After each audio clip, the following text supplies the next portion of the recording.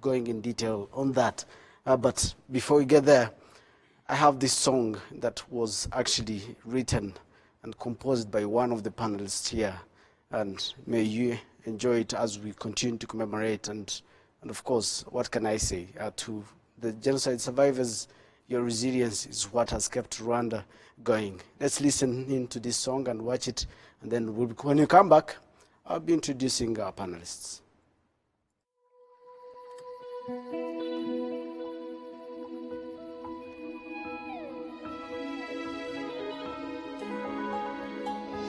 Umurage w'amateka waratwubatse,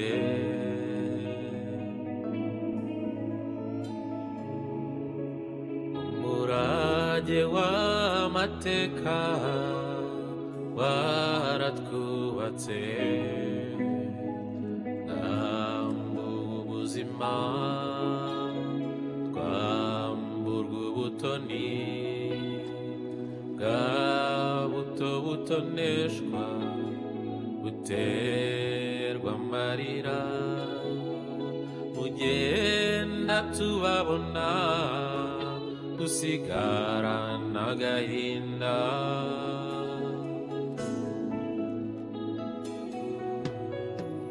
Twarahungabanye ariko ntitwava ku muheto, kwihangana mwagize mukiri muri ubu buzima byatubereye urugero, bitubera n'impamba mu buzima, byatubereye urugero, bitubera n'impamba mu buzima.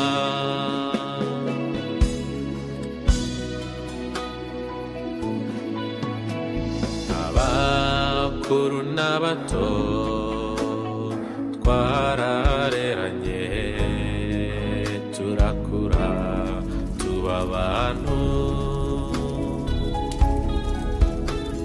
ab'urungano rwanyu basigaye bahozwa n'ubutwari twagize bwo kwanga gupfa duhagaze.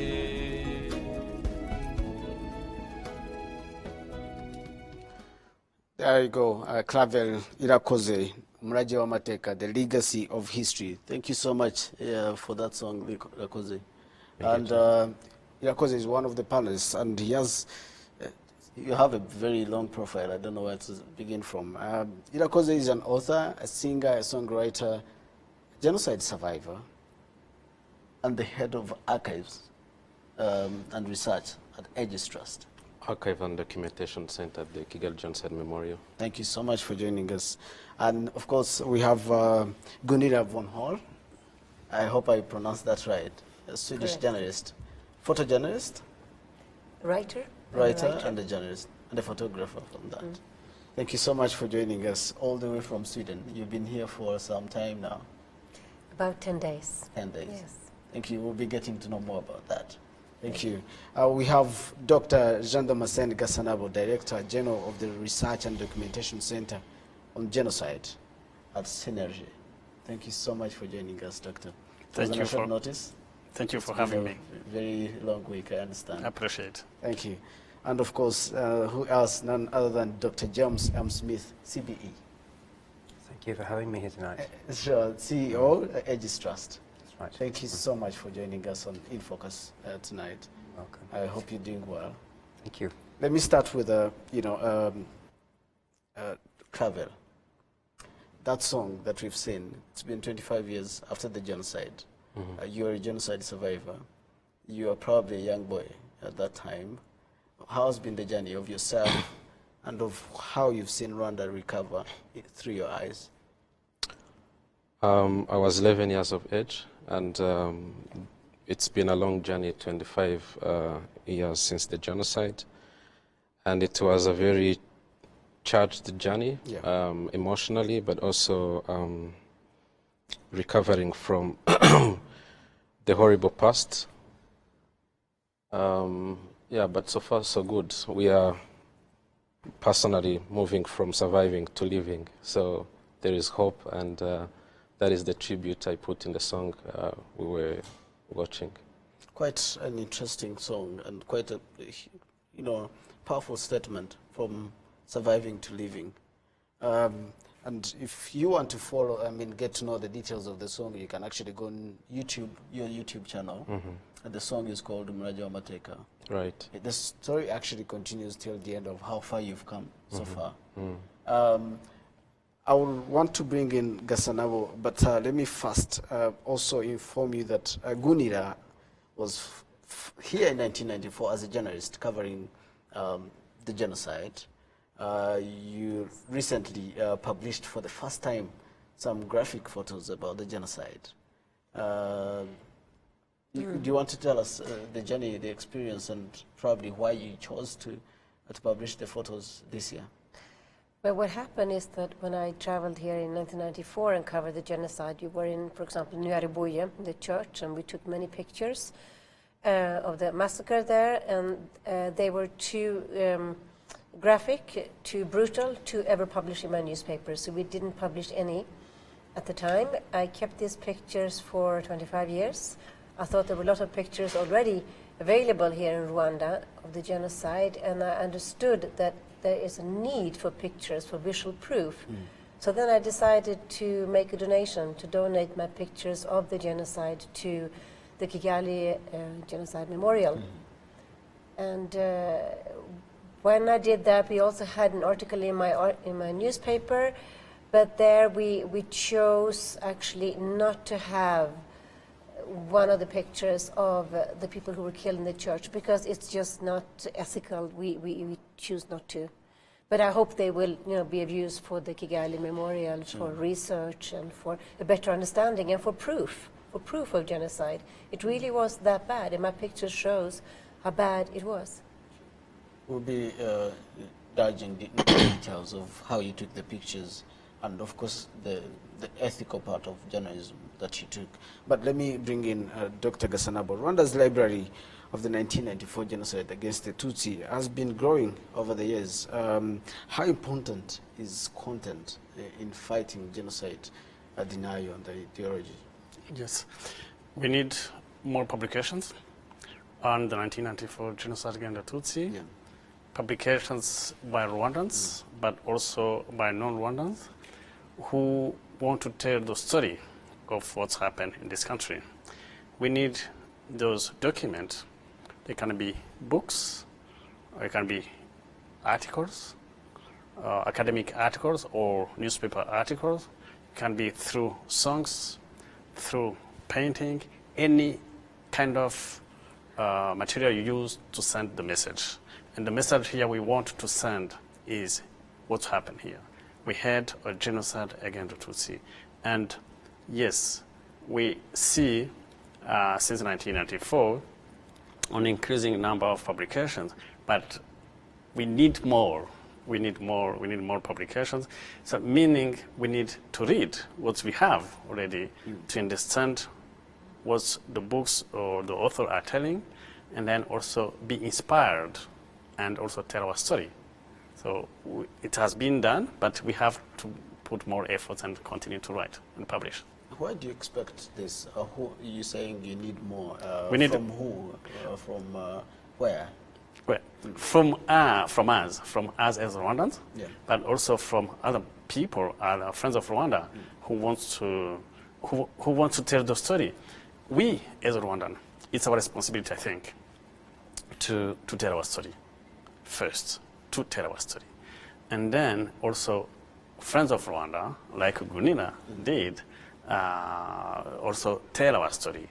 You know, we can also write about other stories. Also, they can write about our story. We want the world to know, Rwandans to tell their story, but also friends of Rwanda to tell our story. We can collaborate, but also they can write their own books or publications, but based on the facts of the history of the genocide against the Tutsi. Yeah. Talking about facts, I'll probably bring you back to that of how deep have they gone of the reports that we've seen, the books. But let me bring Dr. Smith into this. You've been involved in archiving in Rwanda for over 15 years, I guess. You are instrumental in setting up the Kigali Genocide Memorial. That's Aegis Trust, of course. How's been the journey of archiving? How do you see it? Do you see it growing? Do you see it improving? How important is it? But first, walk us through your journey of Aegis Trust and this establishment of Kigali Genocide Memorial. Well, when the government of Rwanda invited Aegis Trust over 15 years ago to work in collaboration on developing the memorials, particularly the Kigali Genocide Memorial, it was always the intention, it was always the vision of the City Council and the government that there would be a repository of information, an archive, as well as education programs to reach out. The archive began in the establishment of the Kigali Genocide Memorial because there needed to be information, there needed to be documents, there was a requirement for testimony from survivors, and so a team grew up that Claver now leads, and it was a team collecting photographs, collecting names, recording testimonies, and this became the basis of the Genocide Archive of Rwanda, much of which is now being put online so that it's accessible, not only here in Rwanda for Rwandans, but for the international community to learn, to research. This week, Gunilla donated the photographs that she took here in 1994. And you know what's important about photographs and documents such as this is that it's not only that those photographs exist as evidence, but Gunilla herself is an eyewitness. She was here, she saw that. Those photographs will now be in the Kigali Genocide Memorial, in the Genocide Archive of Rwanda, not just for 5 or 10 years, not just because they're in an archive of a media outlet. It's our responsibility of our generation, of Rwanda, of CNLG, of the government, of the international community, of us working together to preserve this memory in perpetuity. It's a very great responsibility, so that future researchers not only have access to photographs, but now those photographs that Gunilla took of Nyarabuye in 1994, if we go to the Genocide Archive online and search Nyarabuye, there will be testimony maybe of survivors and perpetrators that now triangulate and corroborate the evidence. So you know, when we're discussing about the role of archives in combating denial, this creates a body of evidence that today can be used, but in 100 times can be used. And if there are narratives that are revising history, there will be a source that people can go back to.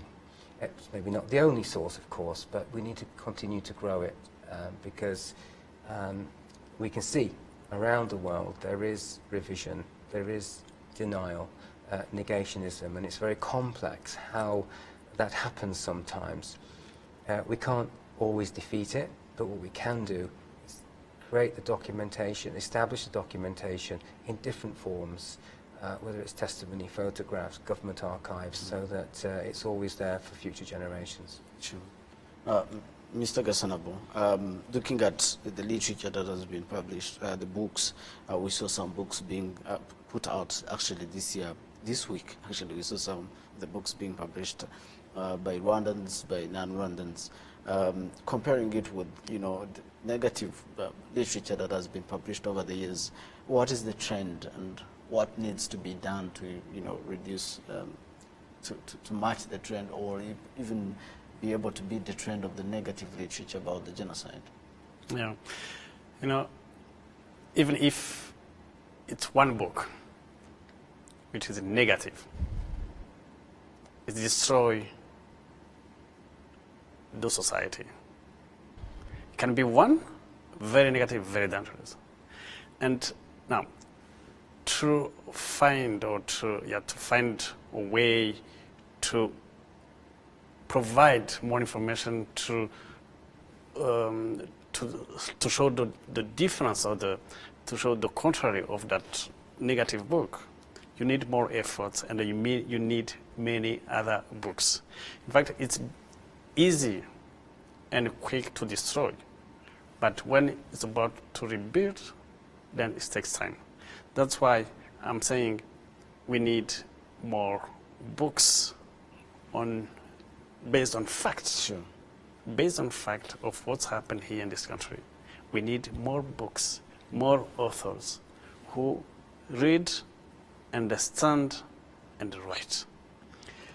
So if we have more, then it will be also easier for us to educate the world and to spread the information to the world, to young people across the world who can read and learn about the genocide against the Tutsi.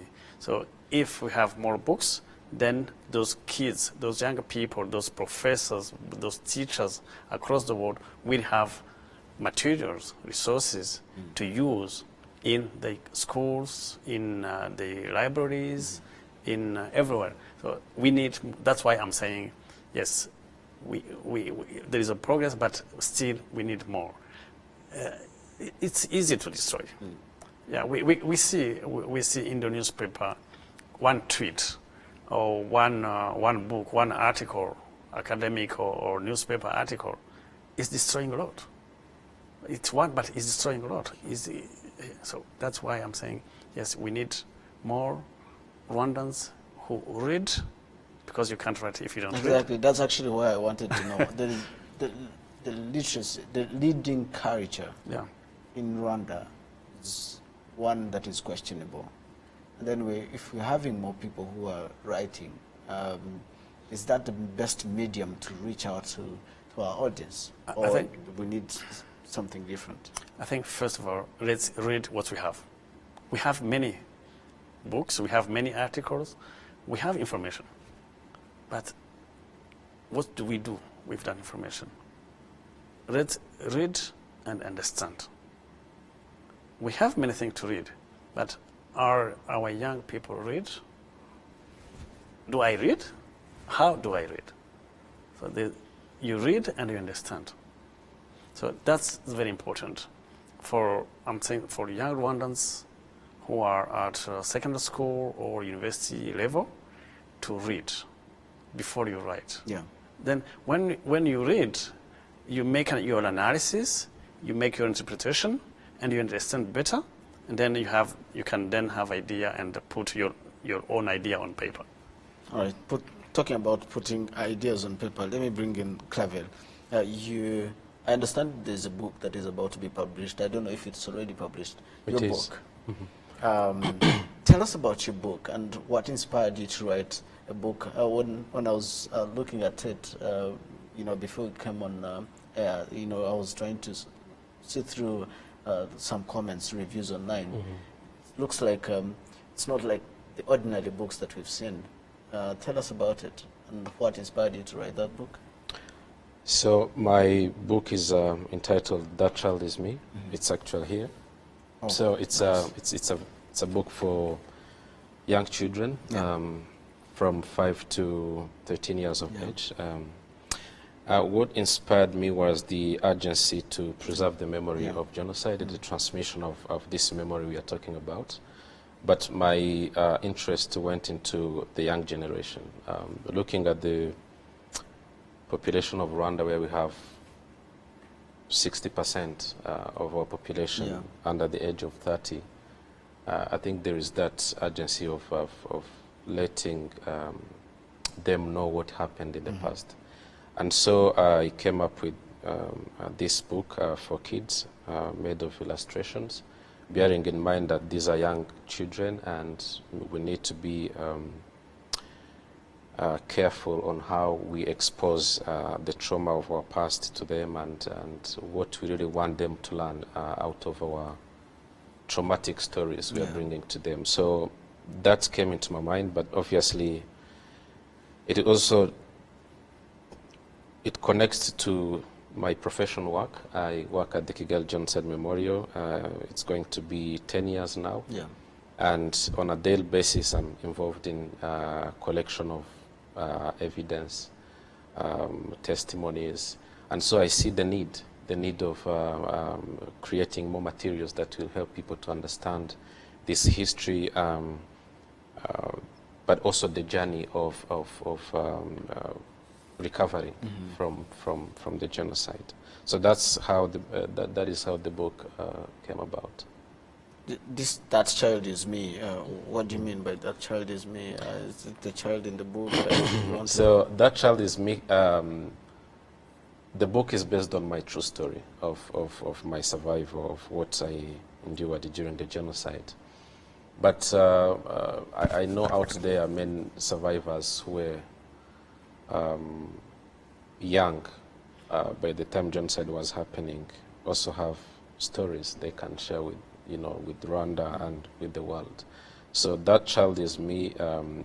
I talk about myself, but also I hope it will appeal for those other young survivors, and it's there to inspire them to start bringing out their memories of the past, but also their aspirations for the future, because that is always important. If we want to keep the recovery on a good path, on a good track, we also need to talk about the resilience that this history has made to us. Sure. So that is the story behind. Interesting. Well, probably, later I'll give you some time to tell us where we can find this book. But let me engage Gunilla. Gunilla, I'm glad you brought your book right here.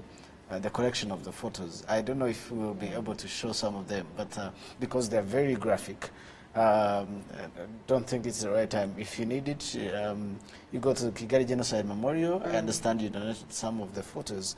They're very graphic images in there. But when you're taking these pictures, going through probably around Nyarubuye Church, what was going through your mind at that time? See, at the time, we didn't know what to expect. We were taken there, and it was a big shock, because there were so many people, hundreds, if not thousands, who were killed in front of the church, in the school building, inside the church. And we just stepped out of the car and I took my block note, I took my camera, I just took as many notes as I could, I took as many pictures as I could, without knowing that I was facing a genocide. No one knew at the time, really. We didn't know what it was all about. I just knew, my journalistic instinct told me, I have to document this. I have to take as many notes as I can. I have to see, I have to smell, I have to observe, I have to remember this. And it's in my head forever. It's something you never, ever forget. And so we took all the pictures, and then we left, I think after an hour, without really understanding what we had seen, but I just knew that this is something that will become clear later. And it also made me feel like this is why journalists should be out there in the field, on the spot. Our eyes and ears, it's very important to have independent journalists in the field and to observe and to document. That is our role. I'm proud of that role, and in Rwanda, 1994, in Nyarubuye, I really felt like I lived up to the journalistic quality that we should have. How did you manage to keep the books for 25 years? If you look at the quality of the book, of the pictures, it is still as recent as possible. Yeah, I had them on old negatives at the time, the old kind of cameras, not digital. And I cut them into pieces, one negative, and I put them in little plastic pockets, and I had them in a cabinet in my office, and I put them away there. They were kept well, safe, dry, dark, And I thought that in Rwanda there are probably lots of visual evidence, so there's no need for my pictures. And then I realized that yes, there is a need. So when I took them out and I scanned them, all of them, I had photographers, of course, helping me, professional photographers, and then they had to be cleaned because there were scratches, there's dust, so there is some work, but they generally have a good quality. They are very brutal, as you say, so this will be at the archive. Who wants to look can look. If you don't want to look, you don't look. So I think it's very important to treat these pictures with dignity and respect, because the victims deserve that. In many cases, journalists would probably sell such pictures. She chose to bring them for free. What is that? Is it too much of For me? ethical journalism? Or, Yeah, that was really a gut feeling. I was very clear in my mind from the beginning. I'm going to do this. I'm going to give these pictures to where they belong, back to your country. And no one should earn money on this. No one. There's nothing commercial with this. This is very important. It feels very good for me to give it back to Rwanda, but it never crossed my mind that I would earn any money on it. That is like an absolute no. If I yes. may, Yeah. this reminds me, in 1945, just at the end of the Second World War, General Eisenhower, who was the chief of staff of the American forces in Europe, he asked journalists, said, go, take photos, write, tell the story. Gunina, she came in 1994 to Rwanda to tell the story, to take those pictures, to write articles.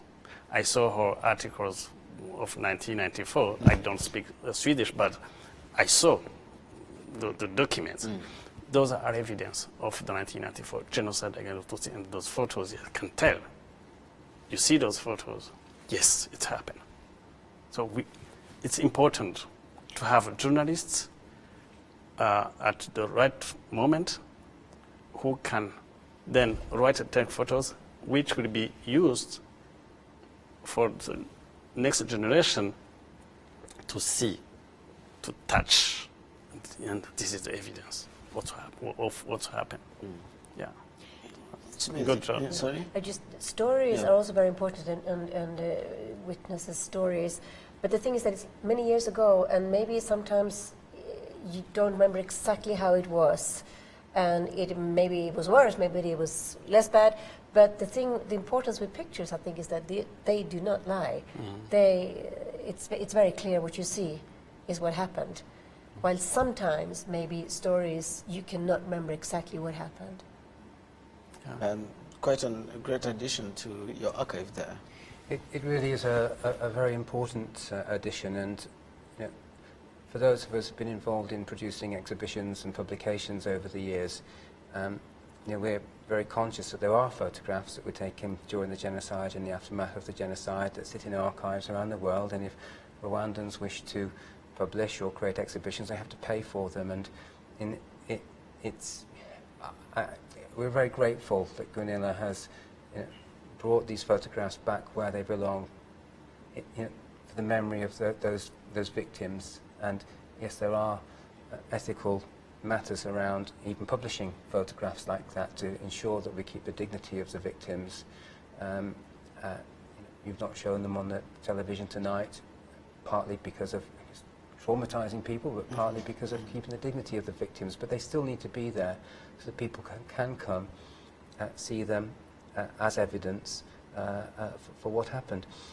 If I may, I just want to pick up on another point you made earlier about what kind of media should we publish, or should we tell the stories of the genocide. And the Kigali Genocide Memorial, Aegis Trust has emphasised the importance of storytelling, and it's not always in academic books, so we need the academic books. I see the book by Andrew Wallace here, Stepped in Blood, that's just been published about the Akazu, and there's other books by investigative journalists like Linda Melvern, who's focusing right now on the complexities of denial, and we need these books, but we need testimonies of survivors to tell their stories.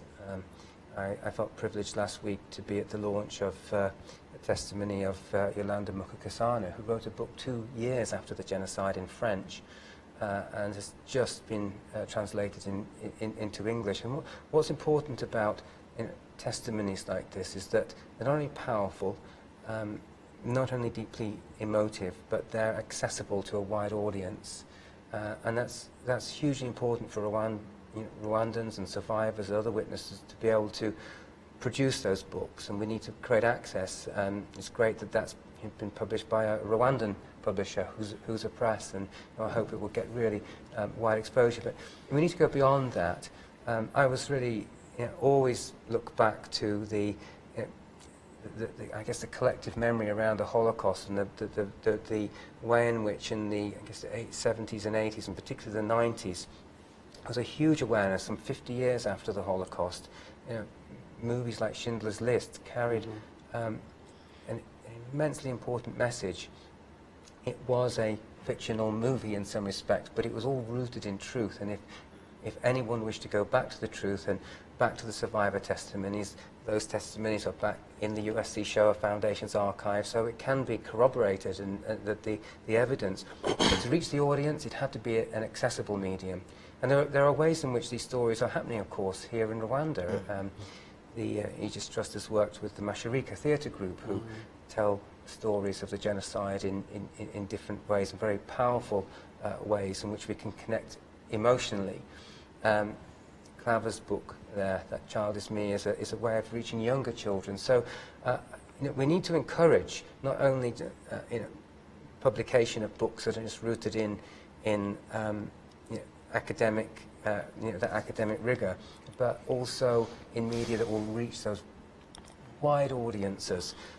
Yes, we have to be careful that we don't create narratives that can be attacked for being wrong or false, but there's many ways in which to carry this message, and I think we need to invest in that, encourage people to write songs, and to carry this story as wide and as far as we can.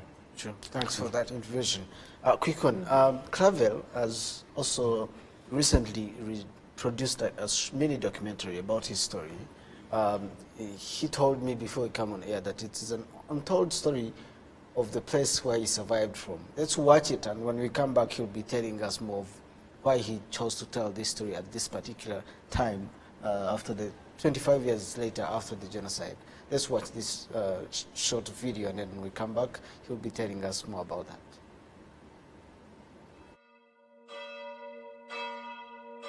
Kabgayi is a very important Roman Catholic Church site in the southern province of Rwanda, which was established by white missionaries in early 1900. It is a very devout site with many schools ranging from primary to secondary schools. It has a high learning institute for the church and a big hospital. At the center of Kabgayi, we have a big cathedral surrounded by the bishop residence and many priests and nuns' residential houses. Since 1989, when my family returned from Burundi, we settled in Kabgayi, and my most memorable day in Kabgayi was when I started my primary school in September 1990. In 1994, I was 11 years of age, and I was in primary 4. When genocide against the Tutsis started, my family fled to College St. Joseph, which is one of the schools in Kabgayi, which is where my dad taught. He was a teacher of modern languages and geography. All buildings of Kabgayi and schools were full, except the big church, which continued operating as usual. Kabgayi hosted up to 50,000 Tutsi refugees who had come to seek refuge. We were all hoping to be protected by the church, but unfortunately, it did not happen. I also believe that killers intentionally let people make it to Kabgayi because they knew that they would then come to pick them at any time and kill them. In the following days, government soldiers and militias started coming to every building with lists, and they could read names of people and be taken outside to be killed.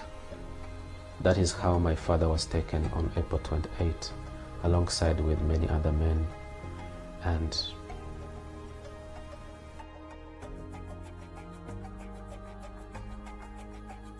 we were like sheep locked in this big school, only waiting to be killed. By May 1994, I must say that Kabgayi had become a death camp.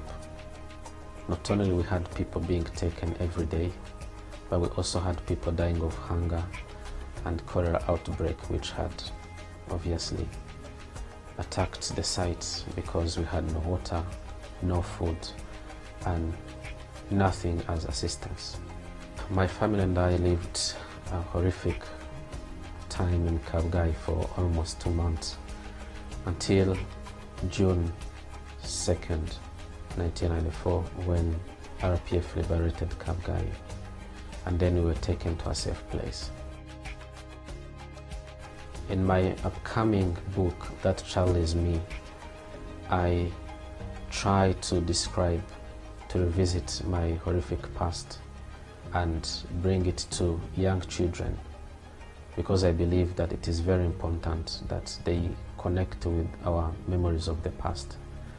However, the idea is to tell this story, this horrible story, in a way that it is not traumatic to them, because sometimes we forget that these are young children, and sometimes we intend to tell our stories with all traumas, which is very dangerous for them.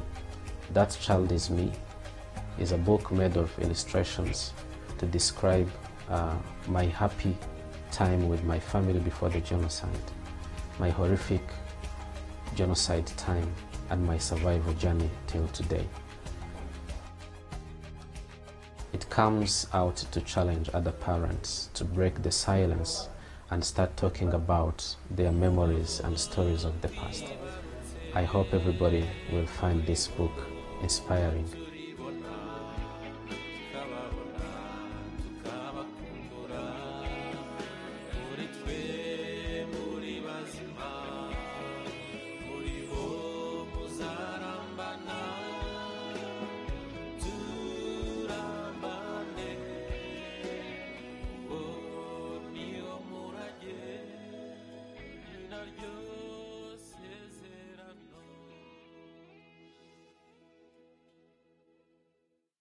That's the story of Clever Ilakoze over there, sharing his experience, his book, and how he survived at Kabgayi Parish. But before we engage him, let me look through some of your comments here, quite a number of them. This is Maureen, Ronnie Murindwa, saying he's following. Thank you so much. We also have Agaba Gorgeous. Nice panel. My question to panel members is that why is it that France still gives wrong numbers when it comes to this time of commemoration, and so many activities like attacking the survivors comes towards during this period while honoring the victims? This is not actually an issue of France, and it's not an international media altogether. We get to hear more people saying 800,000. There's even why I saw between 500,000 to 800,000. We need to know why these numbers keep coming and why the UN has not actually observed a million people, over a million people that were killed during the genocide. Thank you so much, Agaba, for your comment. We have Ambassador Jenny Olsen. Great, interesting. Is it possible to watch online? I hope you're watching online via our platforms. If you go on the timeline of RBA Twitter handle, you'll be able to see the link that will connect you to our TV online. Interesting, Rwanda Iwachu, interesting panelists. Well done, Gunilla Vaughan. Is there any day of publication of your photos? We remember much from archives. Photos were actually handed over to Kigali Genocide Memorial last week, I guess. So if you want to see a collection of her photos, you have to visit the Kigali Genocide Memorial and ask for Gunila's photos. I think you'll be able to access them. Then another one, Dr. Namanya Fred, a precedent was set when Justice Theodore Mellon released some of the key architects of the genocide. Any efforts to counter such traumatizing abuse of the law, this might shield other perpetrators from facing appropriate punitive action. Over there, quite an interesting contribution over there. Thank you so much for your comments. But let me engage, before I go to Clavel's story, let me engage Gasanabo. Doctor, 800,000, 500,000 victims, yet we know that official figures that were released recently say over a million, 1.2, I think, if I remember very well. How do we engage the international community on the right numbers? How do we improve that as Rwanda? Publish on that. How do we communicate on that? The 800,000, this came out in 1994. And from where? We don't know. But now, we know that we have over 1 million of victims. The Minaloc document, publication of 2004, says 1,074,017 people. But since then, we have seen many bodies, several bodies, even last week or 2 weeks ago at the hospital at Nyamata. And we remember last year here at Kabuga. So we have over 1 million.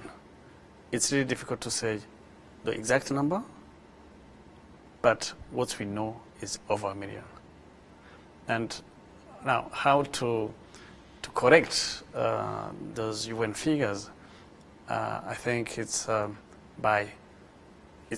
responsibility to continue writing on that, showing the evidence, showing our memorial sites, or talking about the remains we have, and I think that's how we're gonna continue to educate the world. That's what I think. And this actually brings me to my next question. UN has observed that it's the genocide against the Tutsi. That's the UN. Other countries are doing so, but we still have some, even neighbors, who say Rwandan genocide. Do you think it is deliberate? Do you think it's just the job of the writers and whoever is probably to improve more on content to change that? I think, to me, I can say both. I think there are those who know the reality, but don't want to tell the truth. They continue to talk about Rwandan genocide, even though they know the truth. They know that, yes, the genocide was planned and executed, and the intention was to exterminate in a whole or in a part the targeted group. And in this case, the targeted group was the Tutsi group. Yes, it was a genocide against the Tutsi group. That's why it was a genocide. Now, also you have, especially when I meet, in my work, I meet different people, and I can tell some ignore, even can't show you where Rwanda is on the map. So, and that's why, to me, education is key here, especially for young people, students in secondary school and also at the university level, to educate those young people. Sometimes I'm surprised myself when someone asks me, especially when I'm in Europe or in the US, asking me, in fact, where Rwanda is on the map. I said, really? You don't know? Some are ignorant. Sometimes you meet people who never left their country, and Africa, Rwanda, that's too far. So they're even not interested. But when they have a chance to meet you, then they're interested to know more. Then that's the time you or I explain. So I would say, yes, sometimes there are those who deliberately say Rwandan genocide instead of genocide against Tutsi because they want to deny. And we have journalists, we have professors, we have authors, we have intellectuals who do it deliberately to deny. Gunira, you're a journalist. If you're an editor of a newspaper in Sweden, and there is the word Rwanda that is known all over the place, and then there is, you want to inform people about the commemoration that is happening in Rwanda, would you deliberately say it's genocide in Rwanda or genocide against the Tutsi that happened in Rwanda? Nwade. I think in Europe still what we usually say it's genocide, and people still know that it was against the Tutsis. That is something that people remember. So that wording genocide against the Tutsi is not used so much in media in Europe and in the US. But I think people still have the understanding that it was against the Tutsi. I think that when I bring up the issue at my newspaper and say we should write about this, it's more the old view of Rwanda is still there, that, oh, Rwanda, like you said, it's a country far away, and they had a genocide, and how do you dare to go there? Do you really dare to go to Rwanda? Are you safe there? They're almost like people think it's still violence in the streets, and you come here and it's a completely new planet. It's an extremely well-developed country, very modern, and that is something, that image also has to be reported, documented by me as a journalist, and reported back to Europe, because a lot of people just think Rwanda is what it used to be, and it's not. We have less than 5 minutes, so we'll probably, Clever, you'll tell us why you chose to publish a video and tell your testimony this year very briefly, and then Smith will tell us how best survivors can tell their stories so that we continue in archiving and documenting the history of Rwanda. Yeah, Clever. So the question is why now, and I would say, as I told you at the beginning, it's been a journey. Throughout this journey, there was time to go back to school, to even accept that we had to live without our parents, without our people we had lost. So that journey itself, it's been, there has been up and down.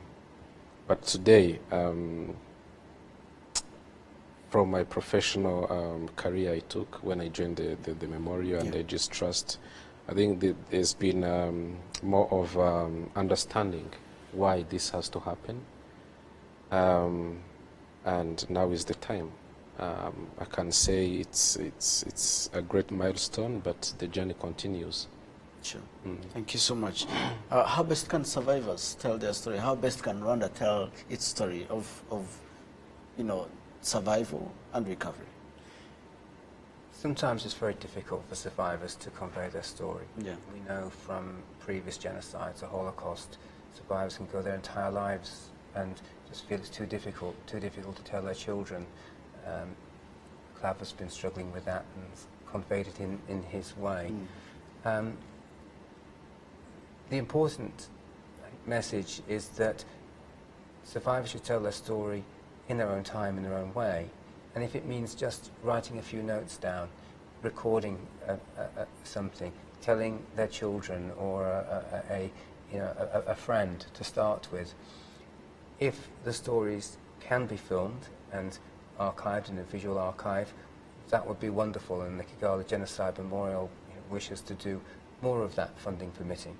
But there's so many different ways, and it might be that you could struggle for many, many years to tell your story, to remember the details and to have to live through that. But I would just urge every survivor, every witness to find some way to document it. If it can be in a permanent archive, that is wonderful. If it can be out there through media, through radio, different ways to help to preserve this for future generations.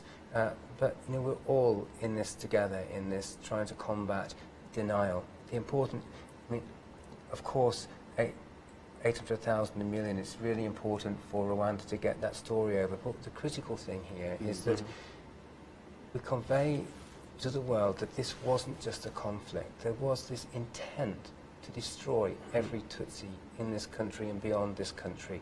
And that's what makes this terrible tragedy stand out as a genocide against the Tutsi. And we should never ever let that be erased, never confused in any way at all. We have to remember, we've got to take the lessons from this for the future. Not only because it's about history, but this is about how we can then rebuild the country, how we can help to unite the country through stories as well, and that's a very important aspect of the Kigali Genocide Memorial. It is about unity and reconciliation and bringing people together. Thank you so much. I guess that sums up everyone's comment. Anyone else? Or we should end it here? You allow me to end it here, Gasano? Well, if I have something, the last words to say, that for my fellow Rwandans, let's read and be critical and write. Thank you so much. For journalists? I think it's important in these times and days of fake news, it is more important than ever to be transparent. Everything, all the new information you have, all the facts out, show them, be transparent, show everything you have, and then the truth comes out. It's your first time in Rwanda since 1994. What is your story? Briefly, going back. It's like landing on a new planet. It is such an impressive country. I left the country in ruins. There were just death everywhere, and I'm coming back to this country which is so developed, and there are drones, and there are no plastic bags, and there are women in the parliament, and it's very impressive, and it gives a lot of hope. Sure. Claver, to fellow survivors? To fellow survivors, I can only say keep strong, and for me, I believe every survivor is a living testimony of what happened. We need to find ways in our own time to tell our stories, because the world has to know, and we need to speak out. And we also need to attach meanings to the stories we bring out to the world, because we are not defined by the past. There is more to tell about our resilience, and that is what will even build strong connection with the young generation. We are. Thank you so much, Clever. Thank you so much, Gunila. Thank you so much, Gasanabo. Thank you so much, Smith, for joining me on this show. And that actually brings us to the end of this conversation on the In Focus. To the survivors, stay strong. Let's remember, let's unite, let's renew this country. And of course, there's more to tell about your resilience. There's more to tell about Rwanda's resilience, recovery, and survival. It's me, Ethan Tashabia. Have a good night. Up next is News in English. Have a good night.